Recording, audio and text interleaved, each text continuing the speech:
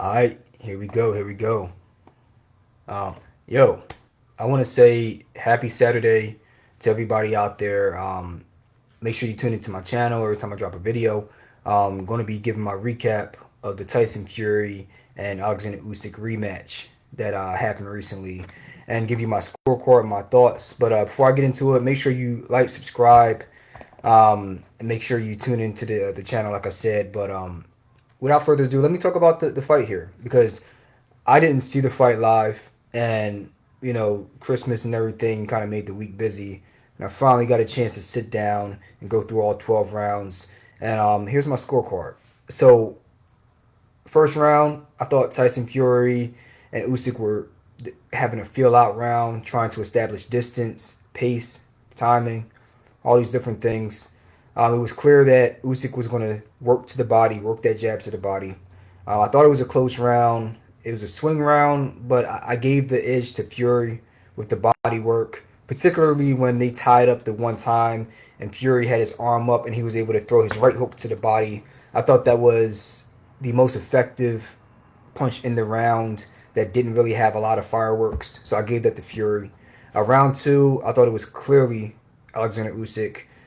Shots to the body, especially that lead jab, and he was landing. I think he was landing a straight left as well. But that lead jab to the body was there all day underneath that extended long guard that Tyson Fury was trying to use. And that round was to Usyk. And I thought the commentators were a little bit biased for Tyson Fury. I don't know if that was just me, but listening to it and trying to match that up with what my eyes were seeing, the math wasn't adding up in terms of the commentary and what I was seeing on the screen. Round three, that was clearly Usyk for me. Round four, I thought was Usyk. I thought Usyk did great work in the first part of that round, and Fury he responded back and he tried to claw his way back into that round. I just felt that it wasn't quite enough, so I thought that was Usyk as well. So I had Usyk up 3 rounds to one through the first third of the fight. Second third of the fight, round five, Tyson Fury he came out very very active. In my opinion, maybe he felt like Usyk was establishing a little bit of momentum, and he decided, hey, I need to start going to the body and responding back. And he was very active to the body, and he landed a really really good uppercut early in the round to the chin when Usyk was, I believe, stepping in to launch an attack. He threw that uppercut right to the chin. Nothing that was, you know, earth shattering, but it stopped Usyk's momentum at that point. And overall, I thought he had the better work in the round. So round five to to Fury. Round six, very very close round until the last maybe 30 seconds in the round, and Usyk landed that big straight left, and Fury was not shaken or wobbly, but it immediately got his attention. You could see him kind of look dazed for a split second, and that punch got his attention. And then I think Usyk might have landed another straight left, nothing like super impactful, but snapped the head back a little bit. And I thought that Usyk was able to close the round out. So round six to Usyk.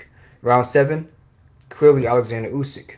Round eight, um, it looked like Usyk was starting to really turn the momentum on Fury, in my opinion. His feet were way too active, and though Fury was making a concerted effort to keep up, it seemed like he was maybe like a split second too slow with his feet.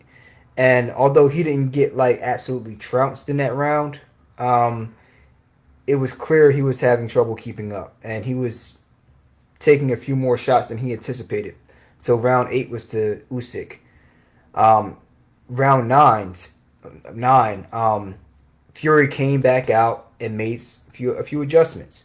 Very very close round. Fury did great work in the beginning of the round. He came out and tried to stop that momentum, and I have to give him credit. Every time Usyk started a fire, Fury tried to put it out, but it wasn't enough. And I thought that Usyk took control in the second half of that ninth round, and he won that round. It's a very close round. Maybe that could be a swing round, but for me, I gave that round to Usyk because he's the person that's moving forward, walking forward, trying to initiate action, walking the bigger man down. A lot of punches being thrown by both sides either weren't landing or they were hitting a lot of glove on either side. And I thought that Usyk was making the concerted effort to say, hey, I want you in this corner and you're going to be over here. Rarely did I see Fury doing the same to Usyk. So round 9 was to Usyk. Round 10, I really like what Fury did. He came out and said, yo, I need to put this fire out because Usyk was looking like he was getting ready to roll. And Fury came out and had a very, very good round in round 10. So I gave that round to Fury. So through 10 rounds, I had two rounds for Fury, 3 rounds for Fury, and 7 rounds for Alexander Usyk. Round 11 was probably the most dominant round of the fight, and Fury looked like he did not have an answer for damn near anything Alexander Usyk was doing in that round. It's like Usyk got his timing down so damn well that near the end of the round, he was tagging him all round, but near the end of the round, Fury during an exchange tried to step forward and he stopped, and before he could even initiate his punch, Usyk caught him with a counter shot. It stopped him right in his tracks. It's like he had his timing down that well, man. And then Fury had a good shot near the end of the round, but it was too little, too late, and too inconsistent. So that round clearly for Alexander Usyk. And then the 12th round, very, very highly contested round in my opinion. Um, Fury really went for the gusto to try to get that round, and I thought he was able to really dig down deep and earn that round. But Usyk did not make it easy, and he is like he said, he will not leave you alone. He is always there. He's always there. Um, but Fury, he had some good shots, including uh, a really, really good body shot at one point. I don't remember what point in the round it was, but an excellent body shot. Um, so that round, I thought Fury was able to win to try to make it competitive because if you look in between round 11 and 12 in the corner, Sugar Stewart was saying, yo, there's no tomorrow, man. He said this fight is freaking close. There's no tomorrow. And if I'm the coach, I might be telling my fighter that the fight is close and I'm trying to push him on to try to, close this thing out. But in reality, I'm like, yo, my dude's down like 2 or 3 rounds. I need you. You got to get after him, man. Like there is no round 13, man. Like you got to go after it, and he did. So all in all, my scorecard was the same as the judges. I had it 8 rounds to 4 or 116 to 112 in favor of Alexander Usyk, and I think the decision was good. It was fair. Frank Warren, who I think may be, I don't know, he might be the promoter for Fury. Let me double check here. Um, Frank Warren, where are you at, dog? Yeah, Fury's promoter and Queensberry chief, Frank Warren. He was up in arms along with a few other people saying that the scorecards were too wide. Like it wasn't fair, and he thought that Tyson Fury won the fight. I understand it's his fighter, but I don't know in what world he thought Tyson Fury won that fight. I thought it was competitive. I thought that there were points in time where it looked like Usyk was going to steamroll him, and then Fury was like, "Nah, I got too much pride. I'm not going to let that happen." But all in all, I thought he lost by, you know, 8-4. Um, I guess if you wanted to give him another swing round, you could say 7-5. But I thought it was 8-4, man. So that's the way I saw the fight. Let me know what you guys think about the fight and what your scores were. But that's the way I had it. And moving forward, who do you guys want to see Alexander Usyk fight next? And what do you think is next for Tyson Fury?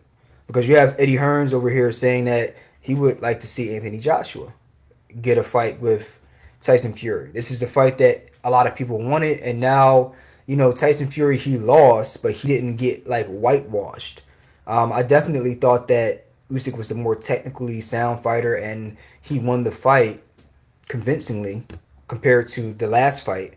But I still think that Tyson Fury, um, I think he has a lot left in the tank, depending on what he wants to do. It's just that Oleksandr Usyk is a matchup nightmare for him because, as I mentioned in my prediction video, the feet. Everything starts with the feet, and you work your way up from there. Everything starts with how well your footwork is.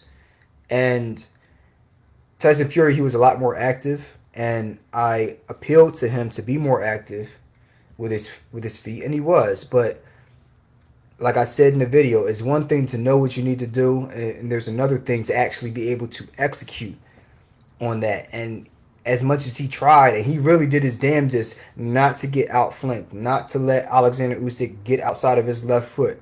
And at times in the fight, he actually switched southpaw, and I thought he actually had some success there. And I like southpaw Tyson Fury. I think he should practice it a little more, and maybe that could be something that he could use if he does get a third fight with Usyk, if it happens. But I still think that the feet, man, like man, Usyk at 38, those feet ain't going anywhere anytime soon because he just does not take a super duper amount of punishment.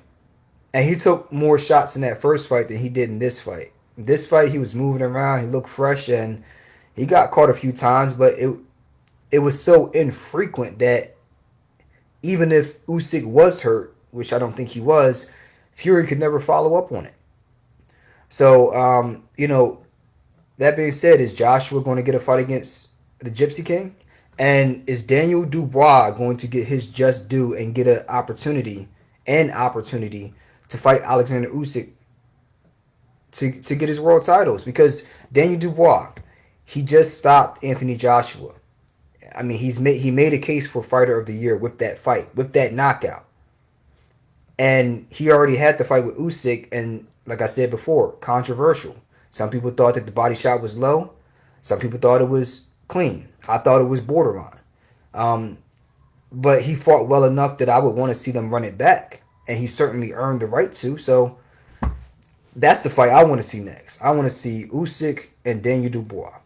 I like Daniel Dubois. He's a throwback fighter. He a dog. He doesn't get rattled by anything. He's not with all the rah-rah stuff. He just grabs his lunch pail, puts his hard hat on, and goes in there and tries to go to work on you, man. And since they already had 12 rounds in the ring against each other, what better person to have for the next match than Daniel Dubois? So let me know what you guys think in the comments below. And that's my breakdown and analysis of the fight. And I'm actually going to be looking forward to the rematch between Bivol and Beterbiev. So we have another big rematch coming up in February. Um, I believe in Saudi Arabia as well. So we're going to get ready for that, and I'll be getting ready to do my research on that. So let me know, guys. Let me know what you guys think. Excuse me. And I'm going to get ready to hopefully watch the Eagles get a win tomorrow so we can wrap up this division. And that's it. Enjoy your holidays. I hope you enjoyed your Christmas. I hope you're going to enjoy the New Year's coming up, and let's get after it, y'all. Deuces.